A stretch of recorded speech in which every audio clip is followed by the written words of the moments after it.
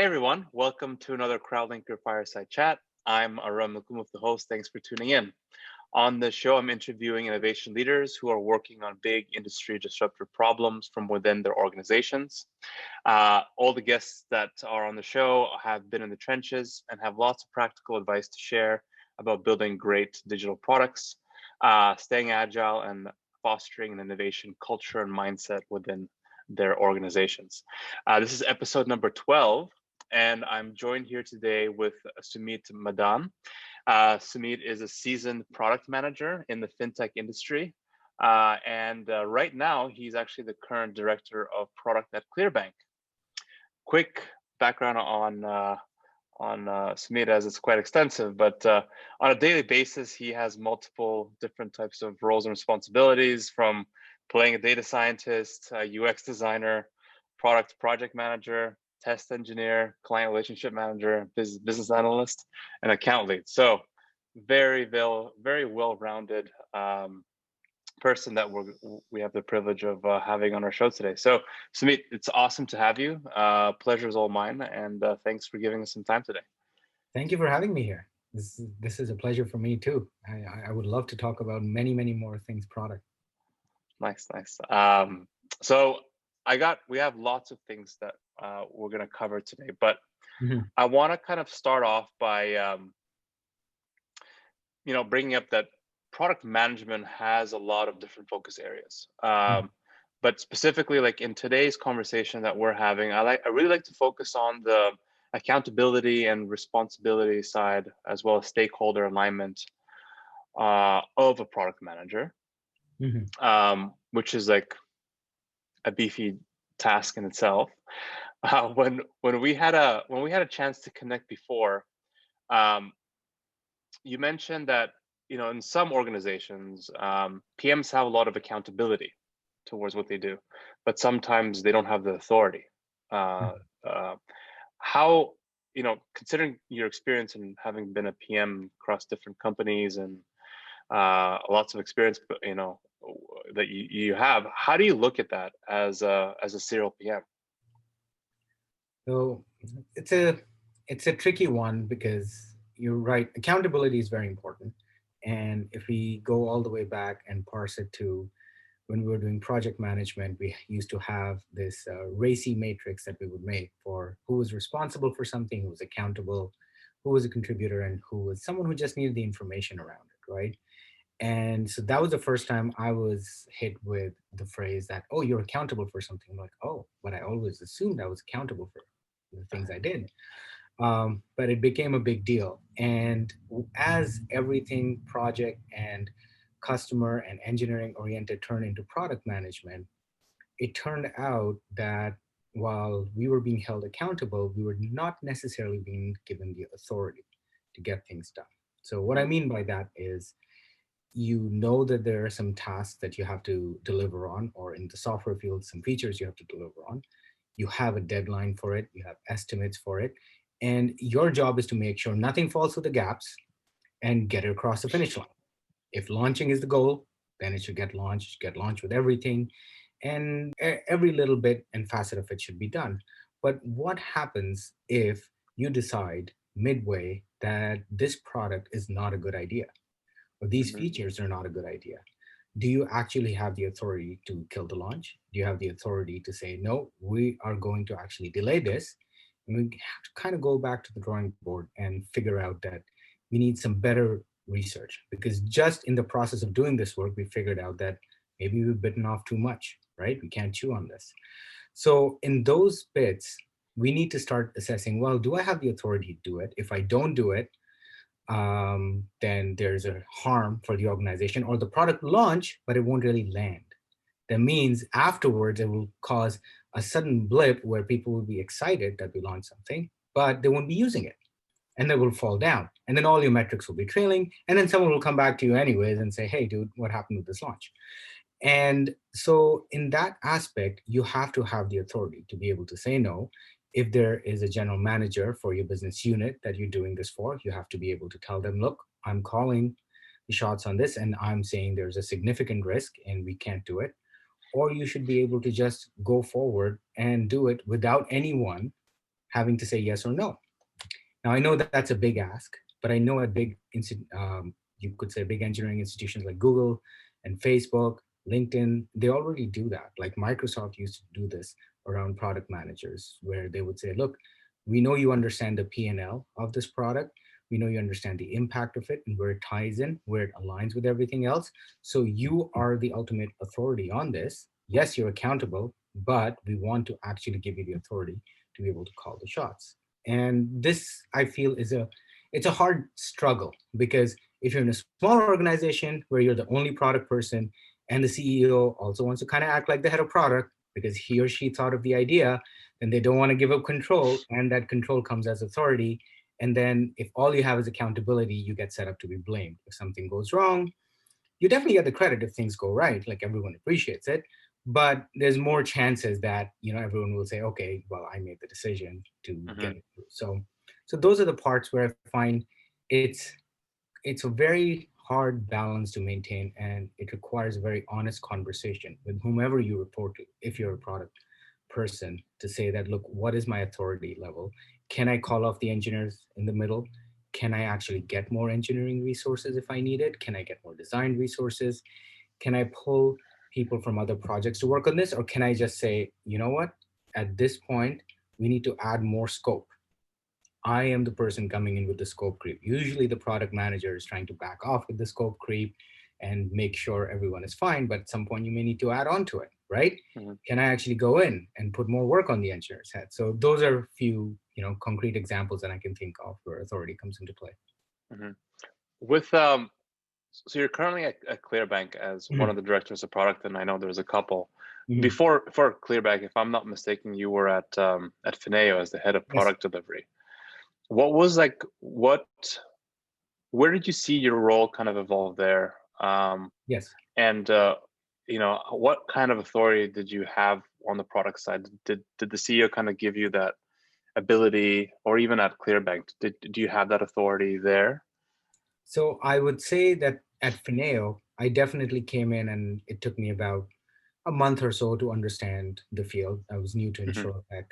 I was Okay. hired as head of delivery, and then I was made head of product and delivery, and started figuring out what our product would look like. Because we were in very early inception stages, it was a very big collaborative effort. I had some excellent people working with me who not necessarily were from that field, but had experience, like engineers and scrum masters working with me. But at the same time, I did lack the authority because of having to constantly go and fight against what is important. We were trying to do two things at the same time, right? Hmm. While both were important, because there's a board of directors who want certain things done, they have a roadmap. Then there's engineering who has a roadmap, right? And then the head of product and delivery is sitting in the middle saying, only one of these can happen at one time, right? So at that point, I kind of had to go ahead, and I was fighting a lot for getting only one thing done. And the message was received. Everyone agreed that yes, it's easier to get one thing out of the way. And that's what we did. Hmm. But the fight took much longer than I had anticipated. And so that was a hard thing. It was more of a learning thing. This is not necessarily anyone's fault, but it was more of a learning thing where when I go back and look at it, maybe I should have fought harder, and I should have said, nope, there's no way, we're not doing it. Just not at all. Or the person who was actually leading the charge, who had the authority for it, he should or she should have said that, let's come in here and really see what the issue is. And one of the issues was Right. we were trying to do a lot, and it had many more stakeholders than our current business. So at Hmm. Clearbanc, it's a little different. At Clearbanc, how we work is we work in pods. So a lot of companies do this. They call it squads, but pods is the same thing. It's a business unit. So every different business unit has different deliverables, and they work on different projects. And what ends up happening is, because every business unit has a GM, who's a general manager of the business unit, who kind of handles the P&L as well as deals with the resources for it, then the product manager ends up going and talking to that person and saying, look, I'm dealing with so and so issue. Can you give me authority? So in that aspect, we're getting really better at Clearbanc. This is a relatively new thing. During COVID, they had to refocus to having pods. This is a new thing. They've never had it before. Okay. And so I have now worked in three different pods. In one of them, I have gotten the authority. In one, I have gotten no authority, which made it very hard. And there were almost too many stakeholders. And I was like constantly banging my head till it was very obvious we would all fail. And then everyone left. And then it was just me. And then I could actually get a lot done, which was very great because Yeah. I ended up being the subject matter expertise on what we were trying to do anyways. So yeah, so it's a bit of it's not to knock on any organization. This is the realistic aspect. Like in theory Reality. it's Yeah. easy to read what to do, but in reality this is what happens. So having all this now under your belt, what can you tell other PMs who are going to be listening to this, or innovation leaders, Yeah, before stepping into a new role in an organization? What can they do in order to not get stuck in like a zero authority situation? I would say if you're lucky enough to listen to this and listen to my experience, I've been doing this for over 18 years. Definitely ask for this in your interview. See who makes a decision and how decisions are made. Doesn't necessarily need to be a data driven decision, doesn't necessarily need to be a gut based decision, right? There's always a bit of both happening anyways. So but ask who is responsible in there. What responsibility would the product manager get? If the product manager, because of the nature of the role and having to figure out where there are gaps, like if you're joining a big organization and you're not responsible for the pricing or the go to market strategy, if all you're doing is user research and then being a, sort of a scrum master to get things done, scoping, writing epics and stories, then what will happen eventually is you'll just be the person going back and forth. That's it. You're going from the users and then you're getting someone to say, okay, this is great scope, which will probably be your engineering manager or your director of engineering, and writing out epics and stories and then just following them to delivery. Because you're taken out of the picture from pricing and GTM, what happens is you almost feel like you've done your job. Whereas a product manager's job is not done till a product is being used, and then they can get feedback and see, well, why are people actually using this product? Yeah, I know they said they wanted it, but why are they actually using it? How Mm-hmm. is it helping them? Because that helps you go the extra step and add better features or make a better product going forward. So what I would do is come and ask, what exactly is defining my role? What aspect of product management will I be working on? That will give a very good indication whether the organization even knows what product management is, and not everyone does, which Yeah, is which is true. something I found out. And it's a new field, right? Like it's still developing. And then ask how much authority I will have, what kind of decisions can I take, what kind of decisions can I not take, and then decide if it matters to you. For some people, it's nice to have limited scope. I work with a senior engineer for many years. One of the smartest people I work with is a very good personal friend. He doesn't necessarily want to manage people. He would love to do the architecture, he would love to code, but he doesn't want to manage people. He doesn't want to, he can understand requirements from a user really, really, really well because of his background in hospitality management. So he knows what people are really going for. Mm. But at the same time, he doesn't want to be the one writing out the scope and deciding all the other things or having any authority on it. So everyone has different needs. Right. That's some great insight there. I think whoever's going to be listening to this, in terms of like the questions they should ask, because I know a lot of PMs who Yeah. go and apply to a role and they don't ask, these basic things, and then they get stuck in a situation where they're not happy, unmotivated, feel like they don't really have anywhere to push any boundaries, and then they eventually leave. Which then leads into my kind of next question: is that how do you keep rock star PMs in motivated in a company? So Because eventually most people want to do their own thing or do their own process around it or whatnot, because they feel like independent, right? So like, yeah. what have you seen works? So if you define rock star to be someone who is a real go-getter, like wants to go above and beyond everything, like it's not about just delivering the product for them. It's about, you know, being involved in the deciding stages, not necessarily working all night, but making Hmm. sure that not only do you deliver, but like I said before, like the product lands, and then you can talk to the users afterwards and you can see how they're using it and come back and improve upon it. Despite you say you're moved on to another product now, right? And still keeping on the responsibility or the accountability to make sure someone follows up. If you think of that person as a rock star uh, PM, the best way to do it is to incentivize them to make sure they think of every single product as having a full life cycle. The life cycle being from when it was thought about all the way to the long tail end where the product is used so often that people don't even think about it. Hmm. It can't be only tied to metrics like daily average users or stickiness or weekly average users or NPS, right? Or retention scores. It has to be more than that. Like people have to be using it if that was the goal, right? It has to be giving them value at the frequency that you decide, whether it's daily or weekly or monthly. That's what I think. If you define a rock star PM as someone who wants to go out, like find problems, make up different features and solve them themselves, I don't think any organization can keep a rock star PM Yeah. really happy, because a lot of them will eventually want to solve their own, like scratch their own itch, solve the Yeah. problem that they're facing, and they'll want to go out and start something, because in the end they'll be wanting authority. There's very few organizations. So I know a few friends who have not left Google.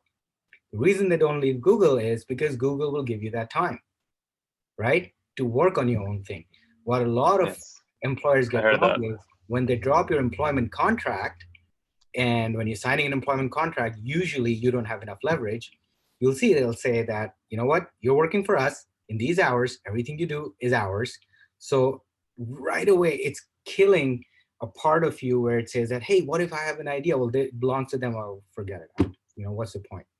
So Right. one advice I'll give to product managers is, if you know a good labor lawyer, keep them handy, keep them happy. I always make sure I can work on contracts and not-for-profit things on the side, because that keeps my brain alive.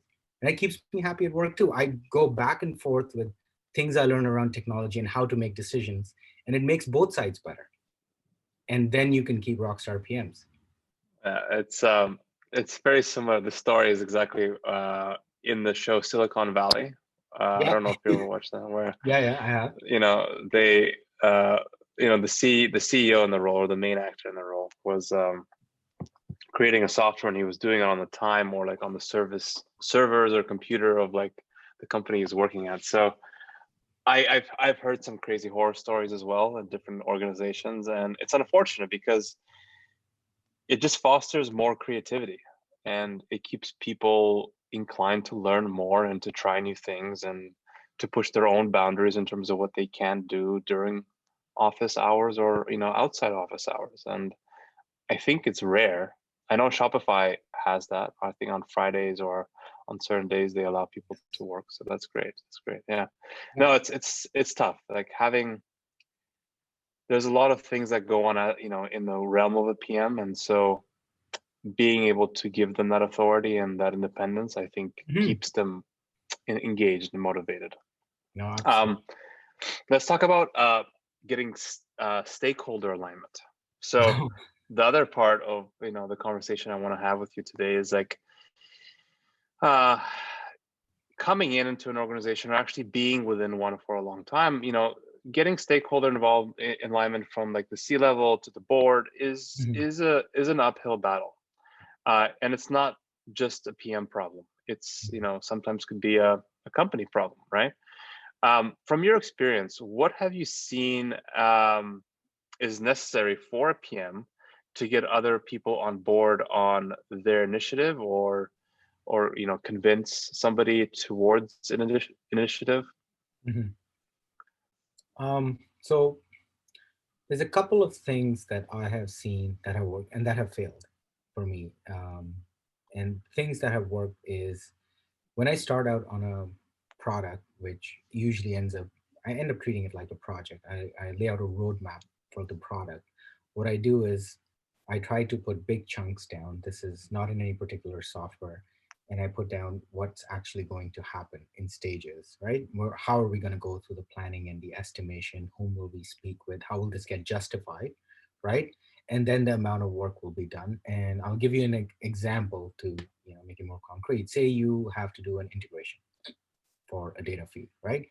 So what does that require? That requires you having someone who says, well, we actually need this data. This is what we're using it for, and this is the ROI on it. Okay, now I go look for vendors. I go sign them up. There's a lot of talking till I sign them up, and someone has to sign the contract. Then I come in, play in the sandbox with the environment. Then I go forward, play with the data, see if I need to put it in a NoSQL database or not, and what are the relational database parameters that I'll have to see. Then I actually scope out the work with engineering, right? And then the work gets done, and then it has to be delivered, then it has to be used by many teams, and then we have to assess if it worked, right? And tie it off, right? So all of those things, if we have to factor in for every stage of them, there's different stakeholders, right? And to align them, you could start off with all of them in one room, right? Right now on one Zoom call. And you could tell them that, look, this is my plan. This is what I've tried and it has worked well. This is my plan. This is what I'm doing. These are the stages at which I see, the data science team as well as a general manager, as well as me being there. This is a team. This is the time in which developer doesn't need to be in there because I'm just talking contracts. This is the time when the developer needs to be in there. We're talking about rate limitations. Then in estimation, these people come in, then afterwards, right? So you'll see some of the more important or busy stakeholders who manage the P&L, they'll come in the beginning and at the end, right? It'll Hmm. automatically start happening, but they will be aligned because you will also be giving them a cadence of, say, weekly reports of how it's going or bi-weekly reports, depending on the length of launching this product. But that's the way I find it's easy to align stakeholders, because what a stakeholder really wants to know is this work happening? Are we going to get value out of it, right? And so at any time they can know one or the other. And in the middle of the stages of the product development, they can only know if the work is happening and if it's going forward, right? They want to know if there's any blockers they can remove, and you'll obviously reach out to them, right? But they also want to know if it paid off. So in the beginning is the justification, and at the end is the proof, or saying, look, it didn't work out, right? All of these parameters came out, but it didn't align with everything else that the institution was doing, right? Hmm. That our organization was doing. So the way I would align stakeholders is actually get them in the room when you start something new out and say, these are all the people I think are stakeholders. If you feel you're not a stakeholder, raise your hand now, and then I won't bother you with the over communication, right? This is how the over communication will look like. Set the expectations. These are the cadences I'll have, and I'll send this out. And maybe I'll send out a weekly newsletter to you about what's going on. Now, what hasn't worked for me in the past is assuming that the work I was given, everyone was behind anyways, or understood it. So never assume anything. I did assume, and it's bitten me that, everyone understands why this is important. And so I don't need to align everyone. And right at the end, I figured out that everyone who had sponsored it didn't really understand themselves what was involved. And so Hmm. they were not happy with the final product. And that happens, and then you have to kind of go back and say, look, how much do I have to rewind? Do we have to postpone this, right? Do we just abandon it now? And abandoning things has a very big cost. Engineers do not feel nice about it in software products, right? And they're like, I burned all Very this true. time and all this energy, right? And it's not fair. I can understand it, right? So yeah, so in that sense, like, what I've realized is assumptions are the worst things. Set expectations, and in the beginning over communicate to everyone. Get them to call out themselves on record in front of everyone that they are not a stakeholder for something.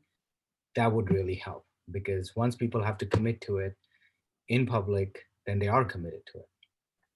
So That's then very it's up true. to you to Yeah. keep them informed. Yeah. Yeah, it's like once you really connect with that person, saying, "Hey, I need your commitment. Can you give it to me?" Yeah.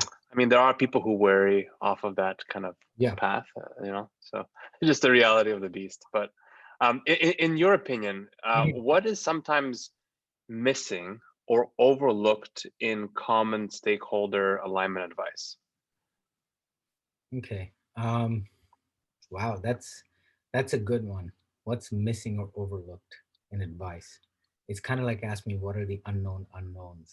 I Yeah, don't kind know of. who else is Donald Rumsfeld, man. He messed us all up. Uh, so I think I have not heard of many people advising about stakeholder alignment, right? And I think that may be because of my selection of podcasts, to be very frank. But what I would think is if you survey all PMs, right, and get them to talk about previous failures and go about that way. And I'm taking a very data-driven approach and ask them what has failed in relation to this. I think what they would say is when I was advised that these 5 people are the stakeholders, I did not know that 4 others were missing. When I was advised that these 4 people were the stakeholders, I was not given context on why they were stakeholders, right?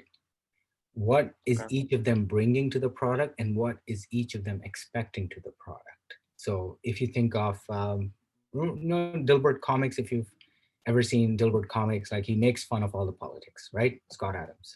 So one of the common themes in there is expectations management. And it's like you never know if someone has a budget issue, which is why they're supporting or not supporting something. And if you and you don't know if there's a dependency. If there's a critical dependency, that person will call themselves out in a big organization as being a stakeholder for that critical dependency. Because they will be coming back to you every week and saying, hey, is this done? Is this on path? Are there any blockers? Because I'm waiting for it. My team is waiting for it. And when I ask them for their reports, they tell me what is the status of A and B so that we can do C and D. Very Hmm. simple, right? But it's the other ones that get missed who have maybe a soft touch dependency. So what I would do is maybe go out and get context on why a person is a stakeholder, what their goals are, and where it matters. Have them think about it. They will not be Hmm. able to answer this easily. It's not easy for anyone to answer. If someone asked me, it would be hard for me. I'd have to know the scope of their product or their project and have to go and think about where it would actually matter to me and then get back to them. And if you come back to them next week and say, this is exactly where it matters, 8 months down the line, then you kind of know how, oh, what the stakeholder is bringing to the game, right? And because if it doesn't matter to them immediately, a lot of things can change in 9 months. You may be able to go to them and they won't care if your product is not working immediately, right? They will also not be a good voice for you or on behalf of your work. That's what I think is probably one of the things missing, the context behind why someone's a stakeholder. Do you, I mean, I'm assuming there's a different path for a Mhm. PM where if I'm a PM joining a new company and I was hired specifically to create a new product, Yes. that path for that PM is going to be quite different than, say, a PM coming into an organization with an existing product that's already, say, in Yeah. market. What would Mhm. you recommend to those type of PMs in terms of the approach or strategy they should implement when joining a new organization towards getting familiar with a product, its purpose, its KPIs? Any kind of advice you would share for those type of PMs joining an existing product? So this is someone who is coming in and has to work on an existing product, right? Yes. And is this a new domain or is it in a similar domain? Uh, So say someone coming from hypothetic. ed tech into fintech, right? That's like a domain switch. That is a main shit. Let's say in the same domain. If you say the same domain, I think one of the things I would advise is um, again around assuming that because it's the same domain and it's a product that already exists, is being able to actually get a feel of the product, be able to, Hmm. is this a product that exists? Yeah. If it's a product that exists, then it makes your work a little bit easier because you can actually play with the product, right? Check out what it does, talk to the users, see if there's any metrics, daily metrics or weekly metrics on it, check them out, see how it's trending, see who churned from the product. There's always someone who churns and Hmm. why they churned. See if they're open to talking to you and letting you know. And maybe ask the previous product manager or have it written down somewhere. You know how you can do a product brief, like a press release? So that's kind of what you're looking for. What was this product meaning to solve? Right. Was it adding or was it taking away something? And then it's sort of like reverse, uh, breakdown. You start working yourself backwards. You start peeling at the layers, saying this is what it was supposed to do. It did this, but these people still left because they were not happy with how fast it did it, or Mm-hmm. it didn't do it the same way they expected, or it did it but it didn't communicate it, right? Or was it just too buggy? Or did they have an already entrenched product that this was supposed to replace, and people are resistant to change, so they just didn't delete the other product, and so they never ended up using it even though they liked it in our surveys, right? So it can actually boil down to many things, but you have to go behind it. And this is why I always suggest that you have to keep on talking to your clients. Probably the most important thing you can do in product is talk to the people who use the product. That's it. Because Simple. until you do that, right, and you understand them and you listen to them, listening is such a hard skill these days. um, you can't figure it out. So I think that would be one of the biggest things, right? If it's a new domain, then there's the hurdle you have to get over, which is learning the domain, learning the ins and outs, hopefully working with someone who has released a product, or reaching out, finding a mentor in that space and Mm-hmm. telling them, hey, can you please help me out? What are the traps I should watch out for? Like in fintech, there's regulations, right? Yeah, Even though there's regulations, fintech as an industry exists to ask for forgiveness, not permission. I heard that. So because of that, you have to be very careful about, okay, everyone is a bank, but they're not doing compliance. Compliance is being done by the bank, because compliance is the hard stuff to do. So everyone is making APIs to actually get the data in and out, right? So this is the work I have to understand. And this is the work that no one is doing now. I need to talk to someone about that. If you're going into a healthcare technology, PII has a very different definition than it would in, say, fintech. Fintech, there's you do not want to know the identity of the person necessarily, but in healthcare technology, the PII takes on a whole different meaning. All records have some PII, and all the information you have to work with is really personal information. So then you're having to deal with a domain where you really need someone who's well versed with it, and you need to talk to them. So. Mm-hmm. Mm-hmm. No, that's great. Great. Thanks for sharing that. Couple more questions, Meet. Mhm. Before we wrap up the stakeholder alignment. Aside from what you mentioned, for the PMs who are going to be listening to this, or the innovation leaders, what should they put into practice tomorrow in their organization to be more successful towards on the stakeholder alignment side, like within their structure? I think what would be useful as a takeaway from this, and also as a good habit that I myself want to maintain, is writing down every day. I take notes every day of what I do, and I actually write it down, right? Don't suggest everyone has to do it. But because I write it down, I kind of know what I talked about in my stand ups. I kind of know who attended the stand ups. I started putting this down, I think in 2005, who attended the meeting every single time. Okay. So I know who's missing Right. there, right? And because I know who's missing, I know I have to now go and communicate to that person. So you will have your cadences where you say you have stand ups, have the person who may be the authority, or maybe the person you're delivering this product for, attend once a week, right? Could be a Wednesday. Wednesday is a really a good day because that's where everything comes to a head. And Friday, people are canceling meetings. Monday, Checked out.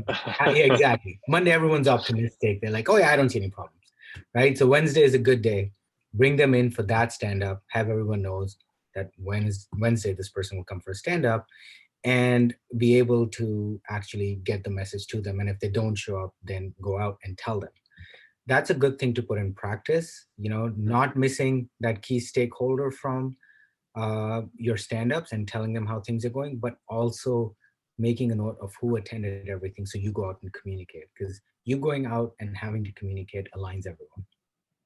I know it's a little too much, but it aligns everyone, and I like doing it in a quick call, even though we have Slack, because who knows when they saw it and what context they saw it in, and Yeah. if it just bothered them and it broke their flow instead of actually listening to it. Yeah, no, I agree. I love the concept of over communicating on everything to make Yeah. sure everybody's on the same page. And You're 100% right. With everything being remote these days, doing it over Slack or stuff, like I've seen so many things being misinterpreted. Yeah. Even like the tone or like the message Yes. composition, it's missed totally, right? So that's a great idea. I love getting everybody up to speed on Wednesdays. So I'll probably start telling the team to do that more often as well. Um, Before we move into the quick fire questions, which is what I Yeah. always love to end these type of meetings with, is I want to know. I mean, where you have a lot of experience, so maybe you work in a lot of different things. Where do you go to get your knowledge boost? Like, do you have a mentor, advisor? Is there any course, books, anything that you recommend in order to keep sharpening your mindset as an innovation leader? That's that would need another podcast, my friend. Calls notes version. Yeah, exactly. So I really enjoy learning. I have had the chance to, annoy my wife by learning a lot and spending a lot of money. I have a PMP, I have an MBA, I have, like all these degrees. But what I really have enjoyed is listening to podcasts and reading books that are not from my subject matter. So I read a lot Yeah. of behavioral economics. I would suggest reading Dan Ariely's Thinking Fast and Slow, because as product people, it's all about the behavior of humans that we are working with, and humans tend Very to true. skew irrational. So what I do is I keep a set of business, science, and behavioral economics and regular economics podcasts that I listen to on a daily basis when I wake up in the morning and I work out. And that kind of sets the tone of the day. In the morning, I'm ready to imbibe knowledge, right? At night, I'm probably giving out knowledge and my kids are ignoring me. But, that helps a lot.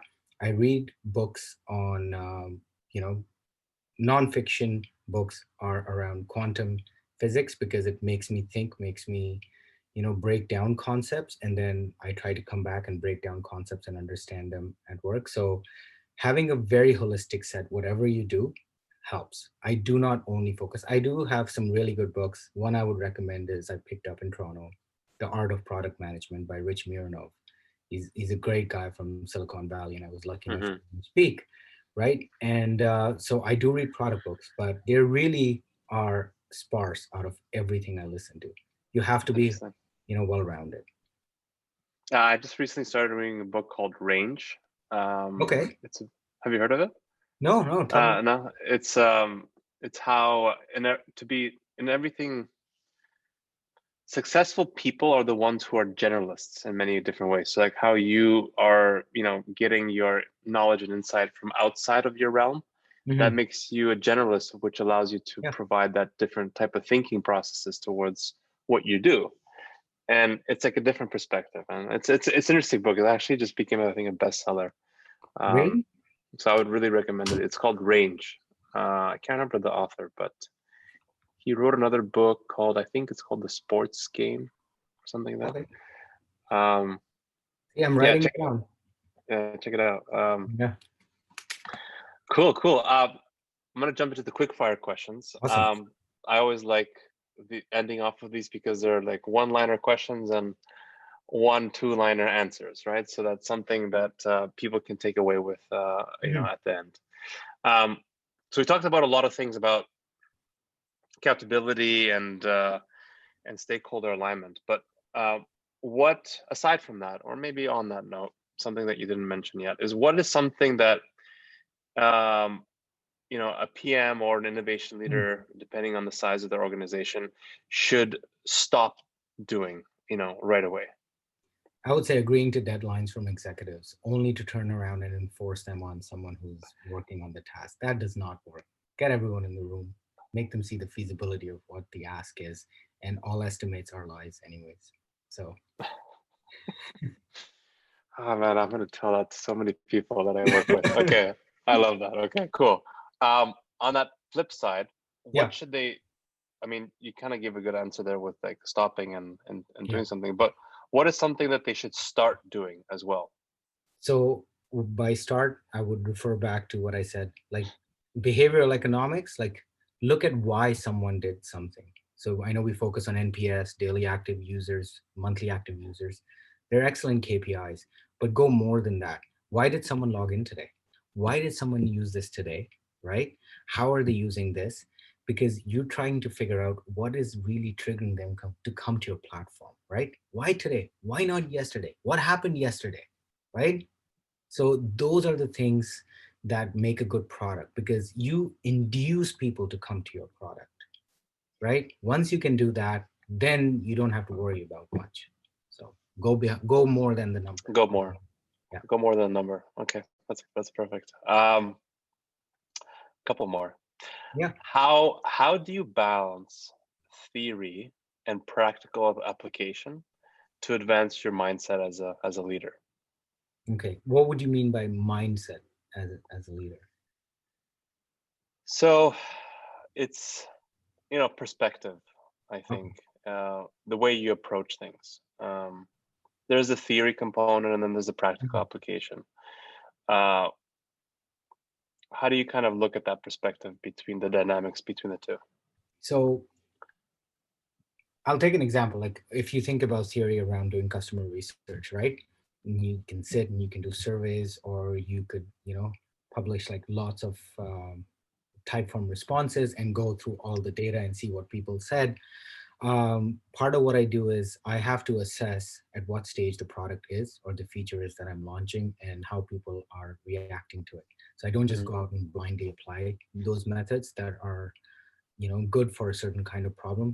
I actually try to get the sensitivity of the usage of the product and try to go and ask people. It's always good to have a phone call. I still have a phone call with the customer every single day.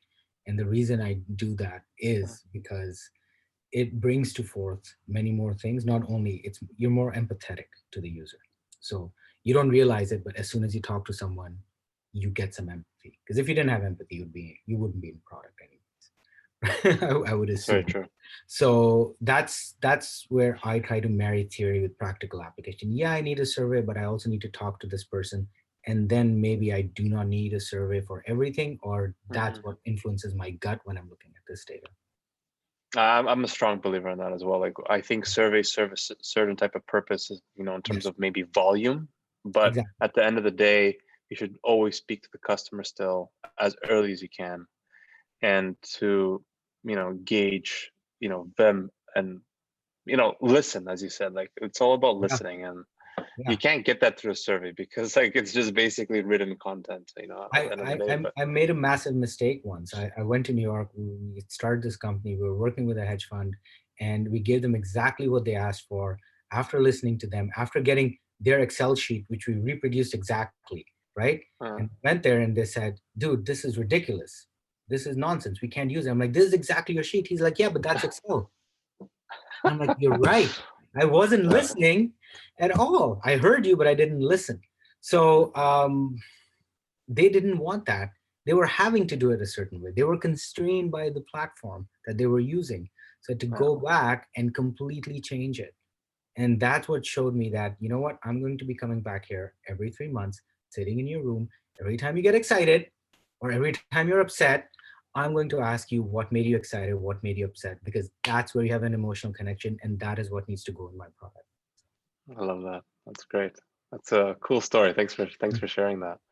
Um, I have a question about um, the trend or the direction of PMs. Right? Mhm. You kind of said it as well in the recording so far, that product management quickly grew. It became really hot, very kind of sexy. Like nobody really knows what a PM does, at times. Um, have you seen? I mean, what trends have you seen that are coming up in the future for PMs that they need to start thinking about? So I think when it comes to more work around artificial intelligence and machine learning, I think we have our work cut out for ourselves. And by us, I Hmm. mean like product managers. The reason I say that is um, there's a big difference between software engineering and how that happens and how we manage expectations, whether it's users or with the engineering team themselves, and how AI and ML work. And how do you get a machine learning team to speak with an engineering team is a very careful dance. And this is because there's a critical difference. between Mhm. software development and machine learning. So software development can be simplified, and I'm being facetiously reductive over Yeah. here, but software development is automating tasks, right? If you could generalize it, like we're automating this that we do, right? But the latter, machine learning, that is around automating the creation of the right type of automation of the task itself, right? You have to start off with a model that is trained on some data that was entered by a lot of people over a lot of time, right? And then the best thing that can happen is that model is exactly what your users want. But as soon as you deviate from it, you're like, oh my God, what do I do now? Right? And so then you have to go to the engineer and they say, well, we developed it exactly as you told us based on the Yeah. model. Yeah, but it's predicting something else now. So the iterations needed for machine learning work are completely different, much longer cycles. You cannot treat them like regular software development projects. Mhm. When you're talking to users and showing them errors, you could have not only system errors and users not using it properly errors, but contextual errors of how they're actually understanding how the application has to be used.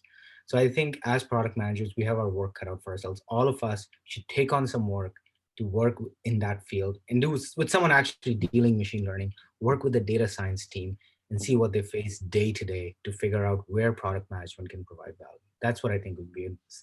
It'll be good. It'll be good to learn from that. Oh, for sure. I think definitely that's a horizon that has limitless potential for Yeah. anybody as a PM, especially. Um, Last question. Any closing Yeah. thoughts or final messages you want to pass down? Absolutely. So I know I touched on a lot of this before, but I think product management is a combination of multiple skills, right? It involves user research, an ability to listen, empathize, data analysis, differentiating causation from correlation, like stakeholder management, ability to tolerate some political maneuvers that happen in organizations, right? Gap analysis, iterative endurance, right? And you have to be able to endure the many iterations, engineering management, scrum master basics, project management, pricing knowledge, and go to market strategies. What I would say is if It's a anyone is handful. looking to get into this field, it's a lot. See, it's a lot. It's a lot. Try to focus on one or two of the ones I mentioned. I can send you a list if you want of what I've figured out, what I have to do on a daily basis sometimes. But pick one or two, right? And focus on it because we wear so many hats, we never end up specializing. There is a That's true. benefit to specializing in some things, right? Hmm. Because you can bring that experience to bear on the other sides, and that will be your strong point when other things are weak. And so we need some depth to build out our careers, right? And have that edge. And this is the difference between working for a startup and an established firm. In a startup, you kind of have to be in survival mode all the time doing everything. Yeah, That's great, builds up good survival skills, but do you always want to be in survival mode? No, you don't always want to be camping. At some point, you want to take a break, right? And you want to be able to specialize and focus on things. So that's why it's good. And if someone is not a problem solver by default, you should pick a different field. That's it. Product is for if you want to solve problems, right? problems. This one treats you well only if you are fanatic about solving problems so much as to start chasing them whenever you find them. Otherwise, you know what, like I had a PMP and I was sticking to just managing projects, and that was not satisfying for me, Hmm. right? And I said, nope, I'm going to be a product manager. I will go overboard and kill myself with this and do absolutely everything to solve the complete problem. So Love it. Awesome. Sumit, it was amazing having you on our show. Thank you so much for your time and your wisdom, your know-how, sharing with the audience. So I'm sure it's going to be really valuable to everybody who's going to be listening. So thanks so much.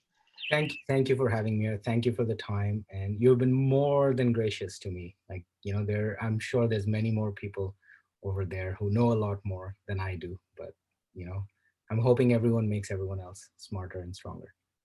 Awesome. Thank you. And for everybody listening in, tune in next time for our next episode on corporate innovation and product innovation with other professionals in the space to share their insights. Thanks again.